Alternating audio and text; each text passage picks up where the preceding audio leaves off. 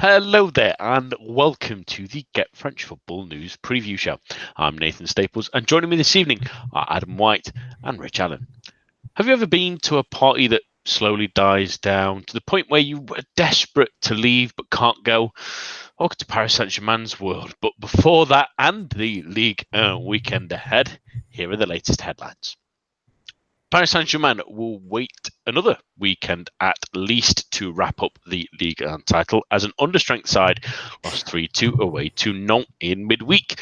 Dani Alves scored in both goals as Le Canary all but secured their own safety this season, while PSG are hopeful that Neymar will be back for their potential coronation at home to Monaco at the weekend. Elsewhere, LFP President Nathalie Boy de la Tour confirmed that Ligue will help with a financial contribution to help rebuild the Notre Dame in Paris. PSG will also help raise funds with a special crest on their shirt to be worn this weekend after the famous cathedral suffered significant fire damage on Monday night.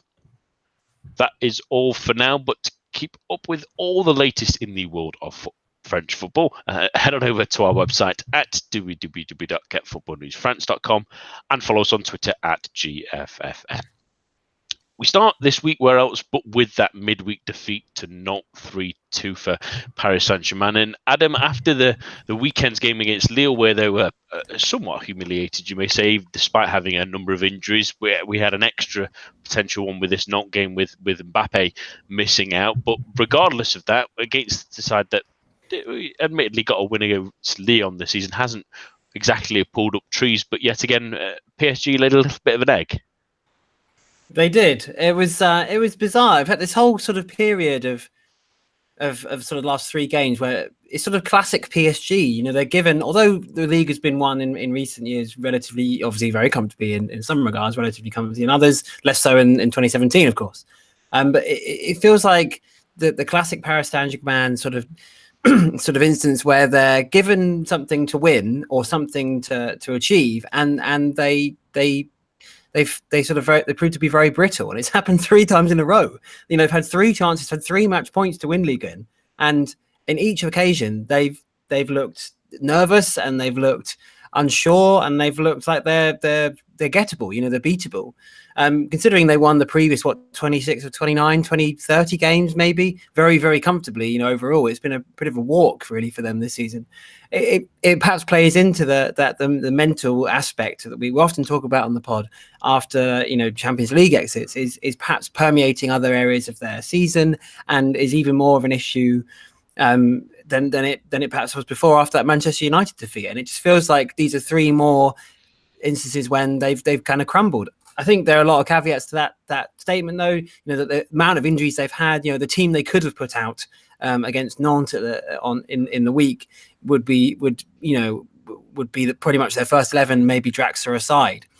So, you know, and Bernat getting sent off last week. But yeah, they really did put in a couple of terrible performances defensively, looking so weak. Kimpembe and Kerr in particular have been awful. So yeah, it shows that what Thomas Tuchel's been talking about. There are still many holes in this squad, and it's come back to haunt them this week. Yeah, and that's I suppose the funny thing about the whole of this is it was probably a bit of a statement from Tuchel, despite all the injuries, that he still is only having around about 5 subs on his bench, Rich. But at the same time, he's got World Cup winner Gianluigi Buffon in net, double-time Champions League winner Dani Alves in defence, 2 defenders that have got international quality, Layvin Cazorla that cost him a fair bit of money, January signing, in Leonardo Paredes, Julian Draxler still a top-quality player. A lot of clubs are looking at Christopher Nkunku. It's not exactly an under-strength side, and a side that still a number of players would very much like to have in their starting lineup. So it's a sort of double-edged sword that, yes, they have got a lot of injuries, but at the same time, they still have the quality to get something at Nantes, and they fail to do so. Yeah, I don't. It's difficult to say because, yes, that you look at as Adam said, you look at the 11 that could have been put out, the 11 that missed the game, and yeah, of course, this team is inferior to that, but as you say, there is significantly enough quality there that they should be beating Nantes. Nantes have got not a lot to play for. They're pretty much guaranteed safety. There's not a lot to play for there. there's no way PSG should have been losing this game. You can make allowances for the Lille defeat because of how well Lille have played this season, the fact that PSG went down to 10 men in the first half. But I think Tuchel said it after the game. He's been able to defend his team at times. There's no defending this performance. Not one player, certainly at a senior level, came out of that with an ounce of credit. Those senior players that you really do expect to put in a performance of maturity, of a certain level, failed miserably. Buffon went walkabout too many times. Kimpembe, as you say, looked dreadful. I have my concerns about Kimpembe that maybe he's allowing that sort of glitz and glamour within that team to distract him from his game, because it's not really been the season of progression many of us hoped it would be. But he's not the only one. There are plenty of players that you can look throughout that squad. They spent 47 million, something like that, on Paredes, and I'll be perfectly honest, since he's come in January, he's looked pretty poor. It's probably going to be the kindest way. So it's been a pretty disastrous week, if I'm perfectly honest. I don't think I tweeted out, I don't think it reflects well on Tuchel. I don't think it reflects well on the squad, and I don't think it reflects well on the club. That they allowed themselves to get into this situation. We've screamed about it, podcast after podcast, that PSG are one of those clubs that really do need to learn how to successfully negotiate a transfer window, because another has gone by where they haven't. Huge holes in the team, Champions League failure, and season completely petering out like we haven't really seen before. I really don't think a PSG team under Laurent Blanc would be like this. We've seen them take their foot off the gas before, but that's once the title has been, confirmed. You want that ruthless edge to remain, and too many of these players have just switched off completely. That I think it's borderline unforgivable, really. Yeah, and just to sort of put a statement on this as well for a positive and a negative, and I'll start with the poor one at least.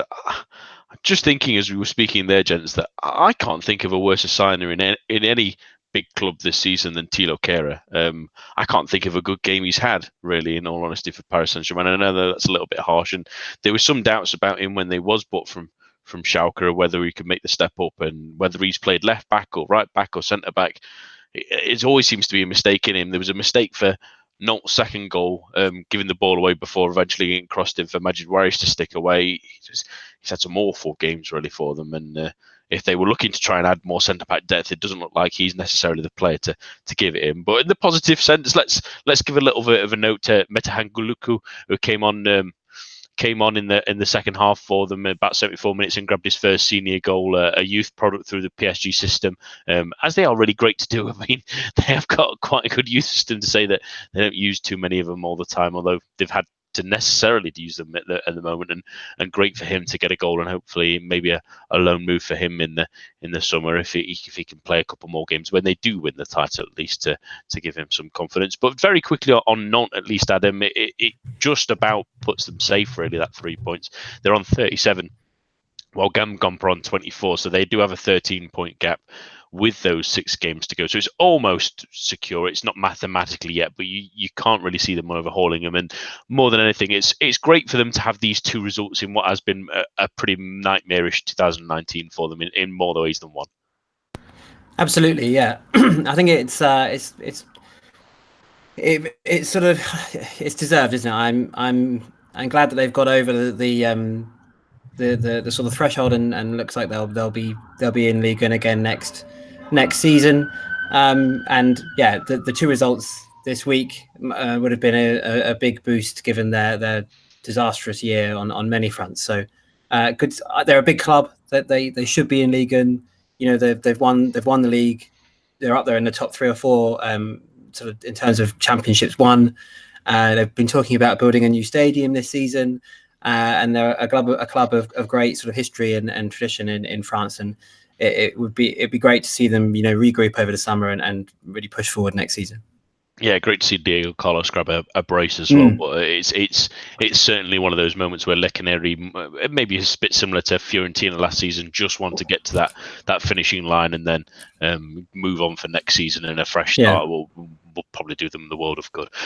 On to things happening in Ligue 1 this weekend, because it's another fantastic weekend for those at the top and the bottom of the league, and we're going to predominantly look at the sort of top teams, because there's a fair few movers and shakers at the moment. Because starting with a game that we're going to see pretty early on Friday night between Lyon and Angers, and Rich, Lyon had a pretty dreadful result after what had been a pretty awful week really for them over the last week and a half, you can even say, really. I mean, since the defeat to your side, Rennes, in the cup, they lost to Dijon in one of the surprise results of the season, and then they followed that up the next weekend with a defeat to Nantes, and Genesio's going out the door. There's rumours of players ready to leave and players disobeying the manager in multiple times. It's been an awful April, really, and it doesn't get much easier with an Angers side that can be a little bit sticky. And for Lyon, I mean, if they don't keep pulling up results, especially with Lille to come in the next couple of weeks, they could be finding Ligue and Saint-Etienne right back on the top of the heel. So they need to get a result in this one. They really do. I think one thing that might sort of potentially work in their favour is now there's at least a little bit of certainty with the Genesio situation. Obviously, following his announcement, we had the likes of Anthony Lopez, we had the likes of Nabil Fekir coming out to the press to say, these positive things about Genesio, that he's obviously had to think about this. It's not not an easy situation. We have to respect his decision. I think Anthony Lopez spoke of a feeling of regret in the team, that they feel like they are responsible, which is good, because ultimately they are, and I think that squad has to take into account that level of accountability, that for all Genesio's faults, of which I don't think he has as many as people perhaps make out, the players really did let him down on the pitch. Those three results stemming back to that Coupe de France semi-final defeat were dire. And there's very little I think Genesio could have done. If he'd had his time again, I don't think he'd necessarily tactically, positionally, personnel-wise do much different. Those players really, really did let him down. So I think what we're looking for now from Lyon is there is that certainty now. We know Genesio will be stepping down by all accounts the end of the season. There is the possibility, of course, with another defeat, whether he walks away earlier. Certainly in the press conference today, there was just something a little bit different about him. Well, it was perhaps a sense of relief that, okay, I didn't really want to walk away from it. He clearly loves the club. He's been through it all with the club. And it probably is a very sad decision, and it's very unfortunate for him that it came to that situation. But underlying all of that, I'd imagine, is that sense of relief, because he's had so many people on his back for so long, it's felt, that maybe, he can relax, and hopefully maybe that pressure slightly being eased on him can reflect in the team as well. You would hope that they'd be looking for a reaction for Genesio. You would hope that, maybe some players more than others. And as I say, maybe they can, they're not going to be feeling as tense. They're not going to be feeling as under pressure with them maybe fearful that, there's another performance going to cost us the manager. That situation now is pretty clear. And we'll come on to the team I'm about to mention shortly, but Saint-Etienne are in terrific form of late, and they really do have Lyon in their sights. They're only 3 points behind now.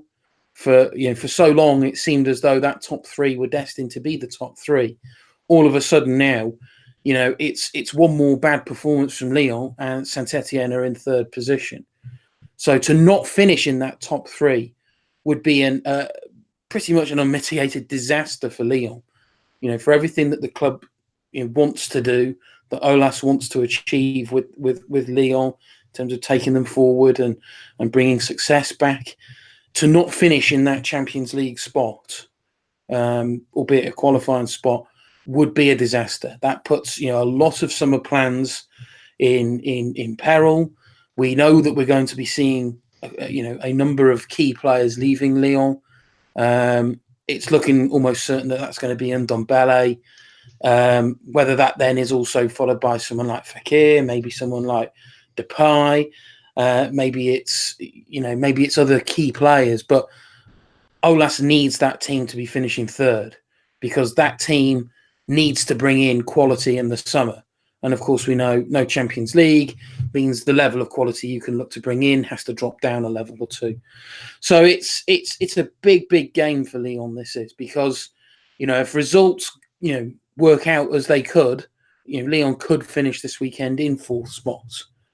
And all of a sudden, there's that psychological blow now of all of a sudden they're the ones that are going to have to do the chasing. So it's a really big game, I think, this for Lyon.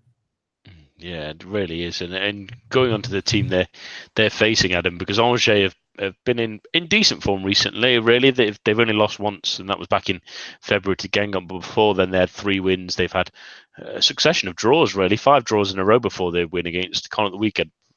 Not without their goals. I mean, 3 2-2s and a 3-3 in that run as well shows against sides like Marseille and Rennes and Monaco as well, and Montpellier. Just shows that they have really the firepower to trouble bigger teams and do tend to play up to themselves. And they've got, I bet they're glad they're not in a relegation fight because they've got a bit of a gauntlet to finish the season, really. And it starts with this Lyon game. But Angers are a side that many times this season we've sort of seen them rise to the occasion against a tricky side and give them a game of it. Is it going to be much of the same at Parc OL at the weekend? Yeah, I really think it is. I think you sort of touched on it a little bit there. Angers tend to play to sort of their opponent's level a little bit. Like the defeats they do seem to pick up, the actual defeats, they draw so many games. But the defeats they do pick up tend to be sort of to lesser teams. I remember last season they were the first side that lost to Metz.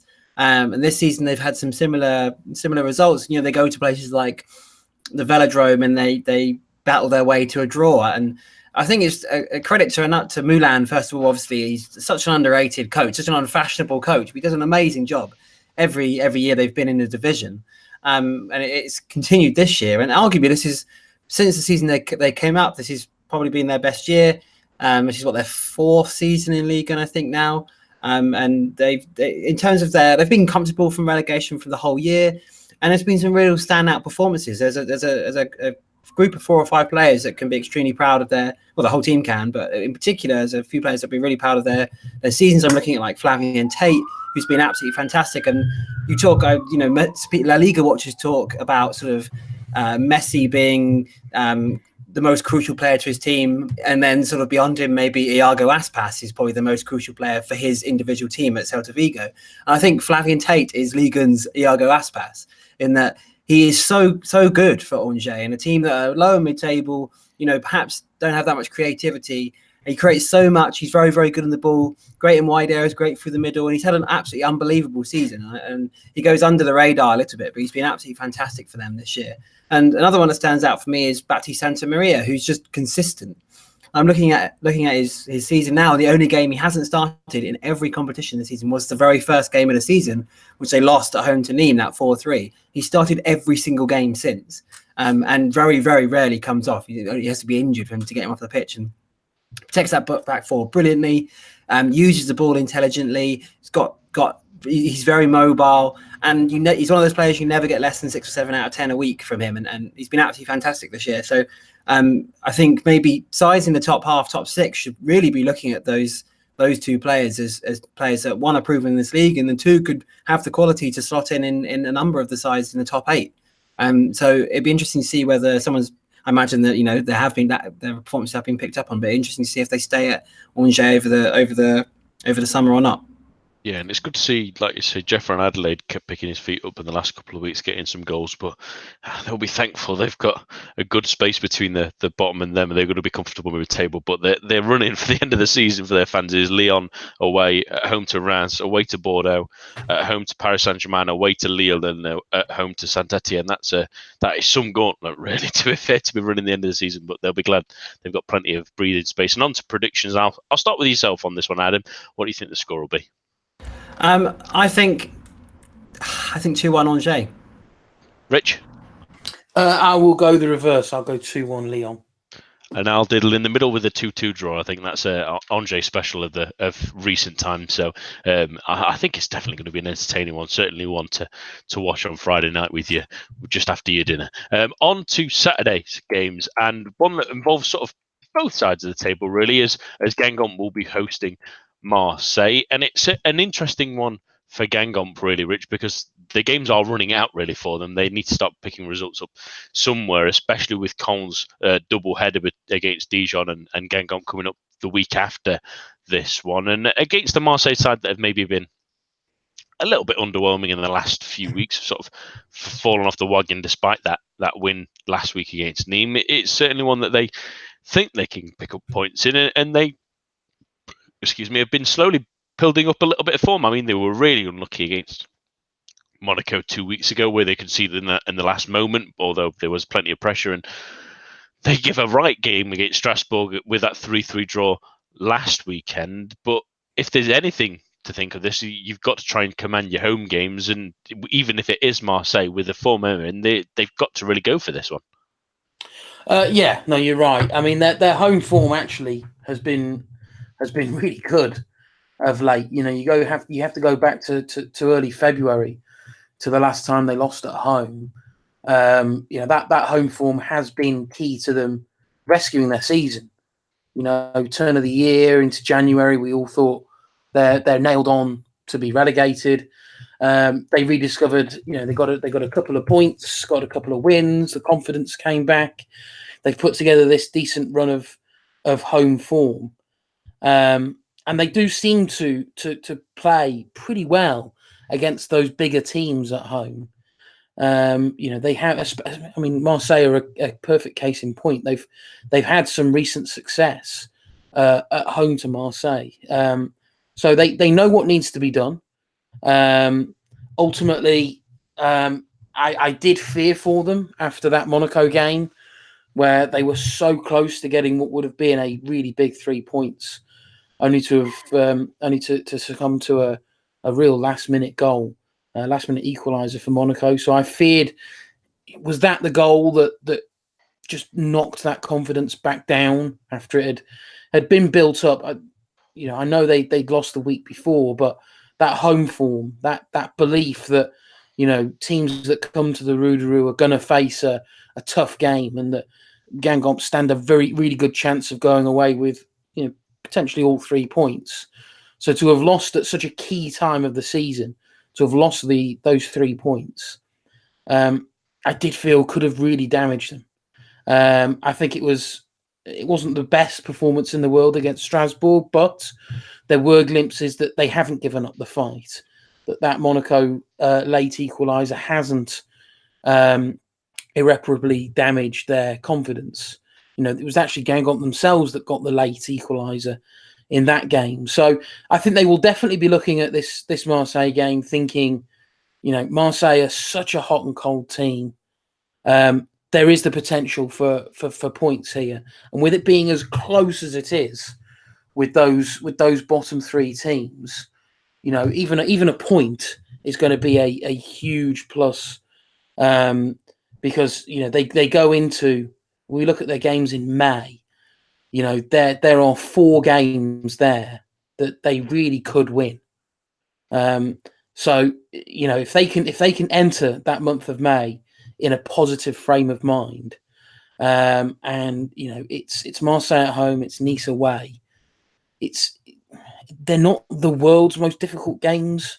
You know, yes, both are still chasing European football, but, you know, they themselves will be fearful of facing Guingamp at this time of the season, a team fighting to avoid the drop. arguably are the worst team to be playing. So I think there's going to be an element of concern, of a little bit of self-doubt in both. But I just think Gangomp's recent home form does give them a bit of an edge here. Yeah, that's the surprising thing, isn't it, really, Adam? Because we mentioned a few weeks ago that, well, maybe just sort of the middle of March at least, anyway, so set your mind back a month, that Marseille had gone on a run of 6 games where they won 5 of them and managed to draw at Rennes, and then Le Classique runs around, they lose that, they can't manage a win when 2-0 up against Angers, they sort of laid a bit of an egg against Bordeaux, and then sort of just about got themselves together for a win against Nîmes, and it's maybe just the hope that kills you, really, because they're still within touching distance of Saint-Etienne and not a million miles off a Lyon side that are starting to tumble a little bit. So as the renewed optimism gives you, especially if there's a good result for them on Friday night, a game against 19th place should really reinvigorate them to maybe face the fight, because then if that happens and they get a victory, they're only 2 points off Lyon, and the Champions League race is all on again. Yeah, it is. I would argue that perhaps it even already is, the way Lyon are playing and the sort of the ongoing implosion at Parc OL at the moment. I think that the third place is between them, Saint-Etienne and Lyon, and it's a pretty much dead heat between the 3 teams at the moment. Maybe even Saint-Etienne are slight favourites given the momentum of each of the clubs. Marseille have been very lucky. They don't deserve to be anywhere near the Champions League the way that they've played this season. But the way that it's worked out, I think that it could well come down to that game with Lyon. I have a feeling that, the way I was sort of looking at the fixtures and the way they kind of pan out, I think it's week 36 they play Lyon. And I have a feeling they're going to be within 3 points by that point. Saint-Etienne in a very similar kind of sphere, and it may just be almost, if you disregard Saint-Etienne for now, maybe something of a playoff to see who finishes above or the highest of those 2 sides. So they fought their way back in, and the only sort of caveat to what I'm saying, and but you kind of touched on it a little bit there, that yes, those results where it has sort of a number of wins in a row, and they picked up when Balotelli originally arrived, and the younger players were sort of given a bit more trust, like Kamara and Lopez and Duje Ketachar. That although the results improved, performances barely did. They were winning, but they weren't really playing much better. And that kind of thing, doesn't last long.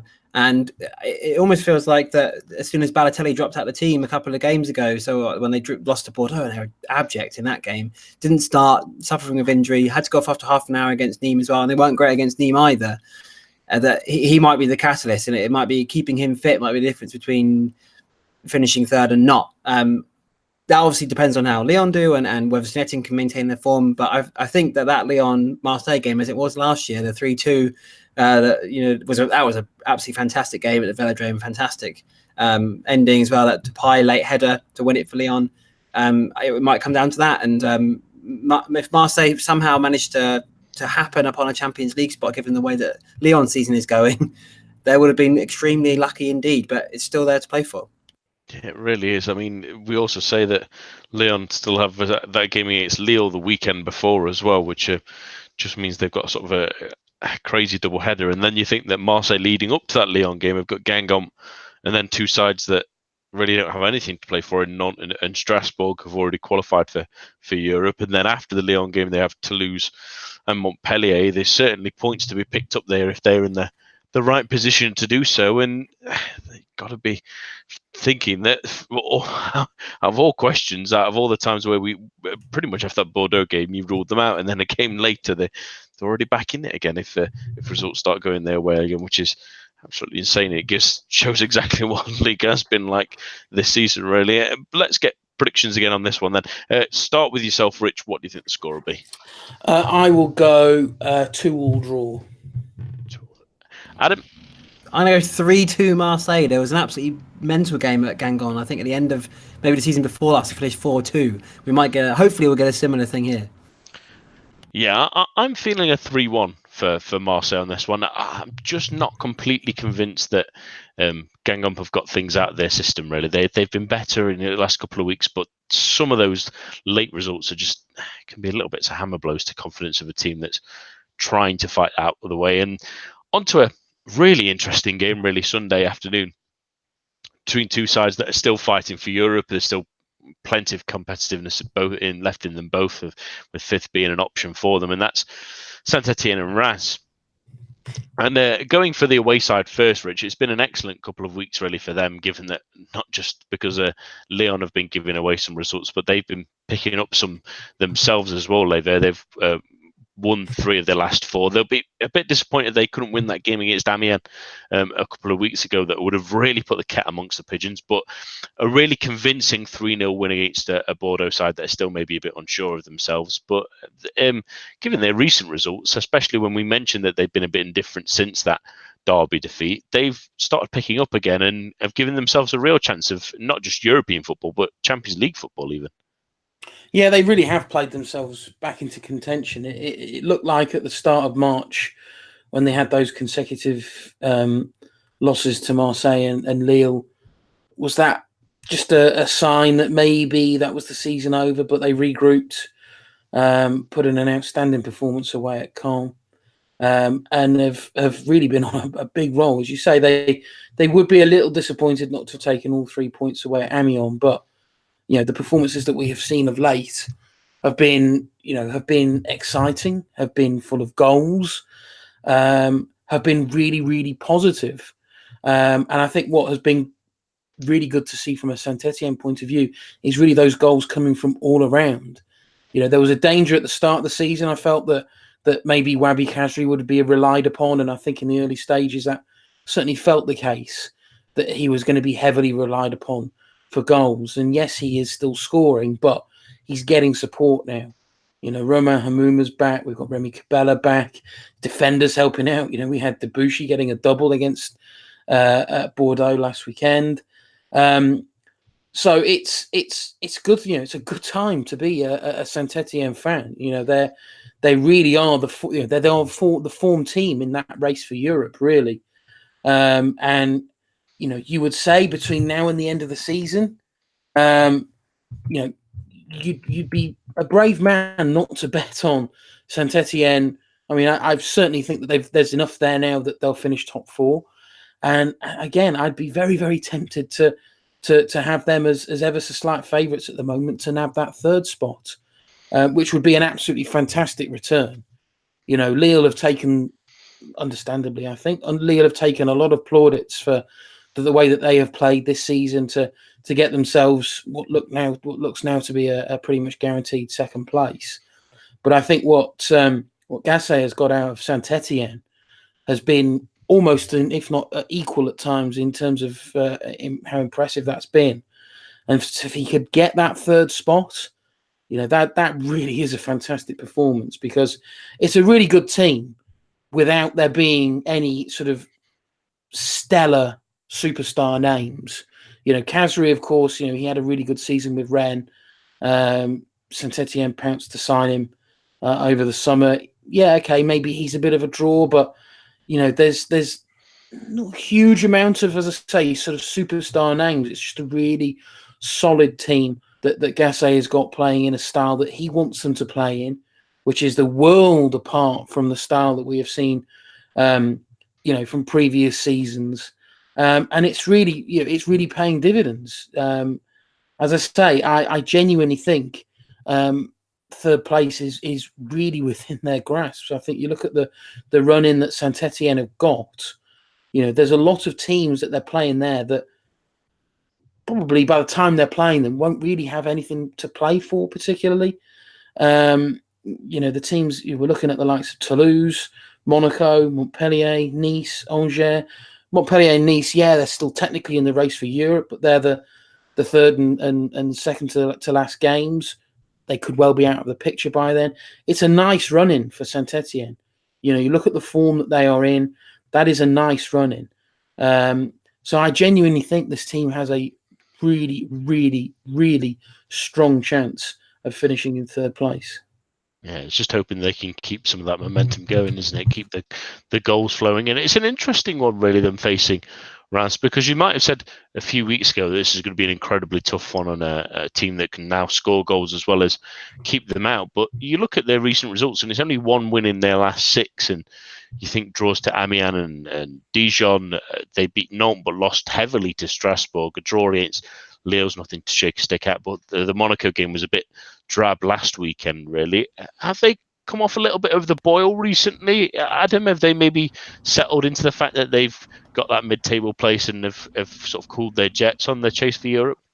Yeah, just before I answer that question, just to clarify something I said earlier, the Guingamp Marseille game I was thinking was 3-3, and it was the end of last season. I got it slightly wrong, but anyway, yes, Reims. Perhaps I think there's an interesting issue with balance at Reims, because we talked about it previously, and I've always seen him as an extremely well drilled and organized and very balanced team. And then Albazeli came in over the winter and added a lot to the team in a short space of time. Sort of a classic sort of inside forward, scores goals, creates goals, pacey, runs at people, creative, perhaps doesn't do much defensively. And with him in the team, there was sort of an explosion of goals and creativity, but perhaps other teams started to figure out there was a little bit of space, a little bit more space that they hadn't given up before, and that they could be exposed in areas that they hadn't been previously. They've drawn more games than anybody else in the league this year. I think they've got 15. Yeah, they've drawn 15 of 32 games. Only lost 6, which only PSG have lost fewer. And that was sort of the way they went about their business earlier in the season, that they perhaps, especially away from home, they weren't overly bothered about looking for a win. Their sort of default position was, you're not going to beat us, and that's kind of been the case for much of the year. But that relied on them being so organised and the wider players in attack doing more defensive responsibility, and midfield being very sort of interchangeable and mobile and organised. I think Mathieu Caffrey was fantastic in that position. Tristan Dingom's been fantastic since he got from injury in that sort of attacking midfield role to aid Chevalan and Ramau in midfield. But perhaps recently they've become a little bit top heavy, and they've got a lot of options in that, which is a crazy thing to say considering they're seen as one of the most defensive teams. But they've got so many options in that attacking area. Boulaye Diaz come in and done really well, I think, an exciting, relatively young player at 22, taking over up front from Pablo Chavaria. But they've got Remy Udan, who's a top goal scorer, scored a lot of goals in 2019. Caffaro, who I mentioned, Zanelli, Dingon. I think Moussa Doumbia is a really good player. So it's almost like that Guillon has got, for a club like Reims, a bit of an embarrassment of riches, and he's trying to sort of find the best formation again, to find the best formula again, to make that team as solid and as balanced as it was in the first 2/3 of the season, which probably maybe got a little upset by Zanelli, which means there's a bit more sort of entropy in games that they've been involved in of late. So yeah, I think they have dropped off in performances, but I think they've got a lot of talent, and I think that they've got a really intelligent and wily coach, and that this is maybe just a little blip, or maybe just them receding into the way they know how to get points from games, and being a little bit more defensive. And Zanelli didn't start last week, and they perhaps went back to that Caffaro being more sort of a little bit more defensive and a little bit more astute, perhaps going backwards. So maybe they're just sort of figuring things out a little bit again, but I still think that they're going to be extremely difficult to beat for the rest of the year, and that they can expect to be right in there till the end. Yeah, it's going to be a really interesting one to see how this one over the weekend goes.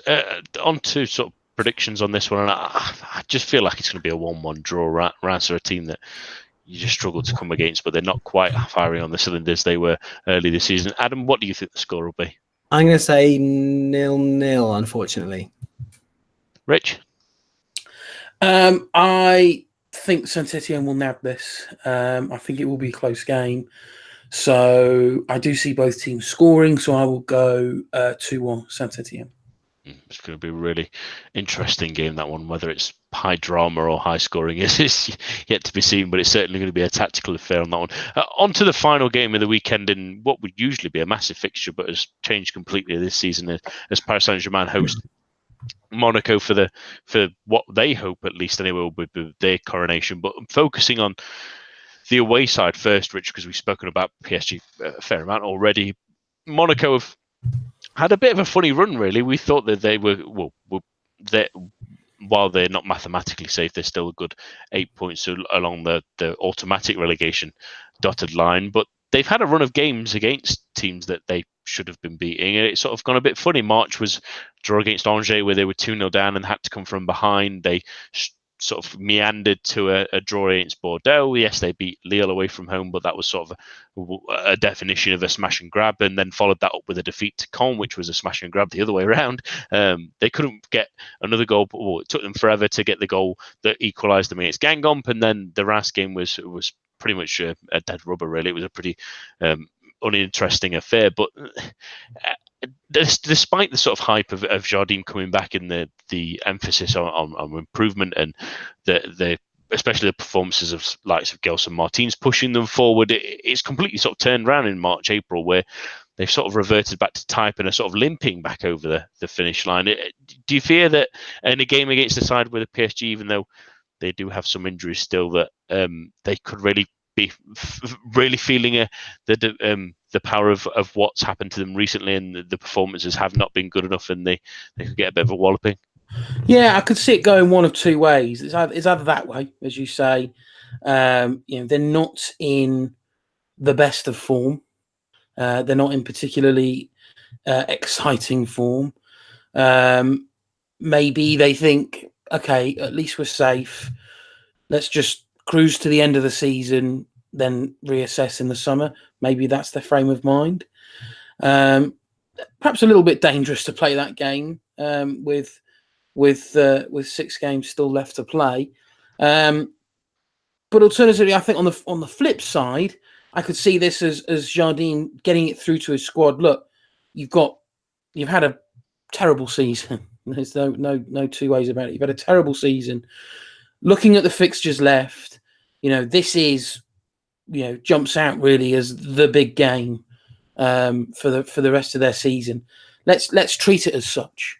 Let's really show that, okay, we've had a bad season, but this was a blip. This was a one-off.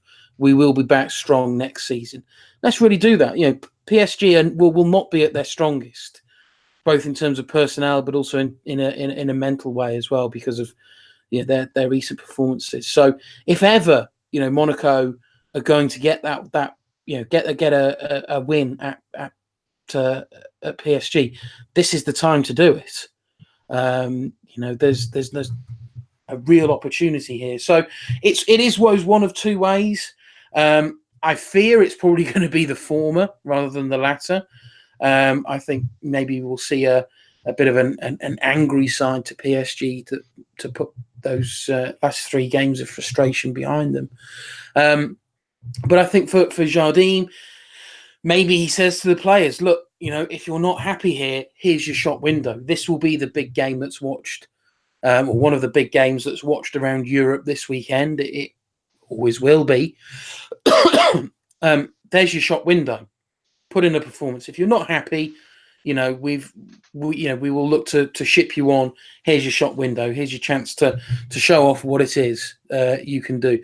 Equally, of course, he'll be desperate for the players to put in a performance to help any incoming or potential incoming players for the summer to realise, actually, you know what? This was just a one-off bad season. Actually, the bare bones are still there. There is quality there. I won't be joining a team that's going to be facing another relegation scrap next season. So there's a lot riding on this game, I think, for Monaco, more than we might really have initially thought. So, as I say, it's going to go one of two ways. We're going to see either a really heavy Monaco defeat, or we're going to see a Monaco performance that it's not going to hit their form of a couple of seasons ago, but at least a reminder that they know how to put in a good performance when it really matters. And as for PSG, I know we spoke about them at length, Adam, but as I mentioned in the news, it looks like Neymar is at least reported to be potentially involved with that game against Monaco. It's been a little while since we've seen the mercurial Brazilian back in the squad, but he should be just about the right kind of lift to get them with that, for that, at least that point, to get them over the line. Yeah, you would imagine if he is back, then that might be sort of it for Monaco. Because he's been training for some weeks, and Tuchel's been saying that he doesn't feel any pain in his foot. So it looks like and all that is sort of added to the fact that Tuchel likes to be cautious with injuries. You know, I think Di Maria could have played this week, to be honest with you. That he's been training for quite a while, and perhaps there's an example of him just being ultra careful with Neymar. So you would imagine Neymar would be not fully fit, but because he's been out for so long, but he wouldn't be affected too much by his injury. So yeah, if he does start, I think there's a big win for PSG potentially. I have a feeling that Monaco, though, they might get something from this game, but the fact that it's at the Parc des Princes, you know, and there might be a few of those players back in that we just talked about is a bit of a caveat. One thing I did want to mention that occurred to me after we talked earlier is that just on Thomas Tuchel. And when he was at Dortmund, you know, he butted heads with people above him at the club, and that kind of coloured his time there quite significantly towards the end. And when he left, it was under a little bit of a cloud. I'm just wondering if there's something of that happening here, the way that he's so sort of overtly going after the powers that be in press conferences, saying he hasn't got the players, continually complaining about not being allowed to play Adrien Rabiot. I just wonder whether he's sort of lost sight of their objectives to some extent, and that he's almost got a bit of I don't want to say a vendetta, but he's got a bit of a chip on his shoulder about the squad and the fact that it isn't as big as he wanted it to be, and it's not that he hasn't got the players that he wanted, and he hasn't got the numbers that he wanted.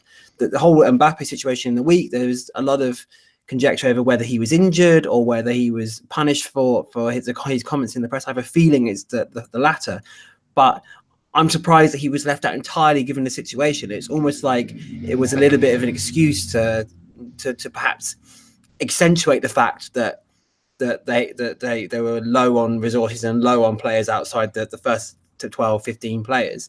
With him starting, perhaps they get something from the non-game or they win it, because he's honestly been brilliant since the United game. I think he's really looked like he's had a point to prove. And all right, they lost 5-1 at Lille with him in the team, but his assist for Bernat was still ridiculous. And he was still a threat throughout, I thought. So maybe there's something in that to say that Tuchel's lost sight of his team a little bit, and he's got into like a political argument when he really didn't need to, and that's happened before, and there's a danger, you know, of that happening again here. So I think it's just an interesting to see how it develops for the rest of the year, whether he continues to complain about this and be pretty belligerent about it, and see how it progresses over the summer, and whether he doesn't get the targets that he wants in the transfer window. Because obviously we discussed earlier, PSG are very capable of messing up a transfer window. So it'd be interesting to see how that happens at the start of next season. But just something to keep an eye on, because it's gone on for far too long for me. Yeah, and while PSG have obviously had to fill their bench with some academy players, no club in their position at least doesn't have another 50-60 players in the background to fill the two spots on the bench. So exactly. A kind of statement, at least anyway, from Tuchel, who's cranking up the heat on people, which, you know, the positive, I suppose, at least for us observers, is that we've not really seen it under Nasser El Khelaifi, someone have the gusto to sort of formally challenge them in that kind of way. It's sort of the Laurent Blancs and the Unai Emerys of the world sort of bent to their will instead. So it'd be interesting to see how they react to what is a little bit of a challenge laid down for them this summer to certainly try and improve the squad. But onto this game, at least predictions wise, I'll start with you on this one, Adam. What do you think the score will be? I'm going to stick with a Monaco point. I'm going to say 2-2. Rich? I said it could go one of two ways, and I did say I feared it would go a big PSG win. I think they'll get the job done. I'm going to be bold. I'm going to stick my neck out here. I'm going to go 4-1 PSG. I'm going to go 3-0 PSG. It's a classic. Paris Saint-Germain love playing Monaco from recent memory, at least anyway, and they really do sort of turn on a sort of the antithesis of what Monaco really want when they play games, and they always tend to get a decent score, don't they? So and with Monaco sort of fumbling in the last couple of weeks, it sort of sets themselves PSG firmly nicely to get a bit of an emphatic way of actually finally putting their ghost to bed, and maybe give some of these young players an actual game now everyone's injured, and give them the rest of the season to try out at least. That's all that we have for this week. My thanks to Adam, Rich, and all of you listening at home. Join us for the main show on Monday, but for now, enjoy your weekend of football.